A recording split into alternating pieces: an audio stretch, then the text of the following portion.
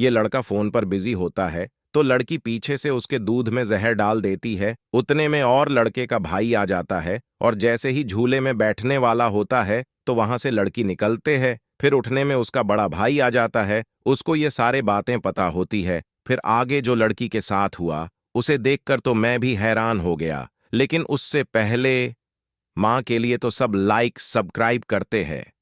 आज देखते हैं दिन रात मेहनत करने वाले पापा को कौन लाइक सब्सक्राइब करता है। फिर बाद में उसे पुलिस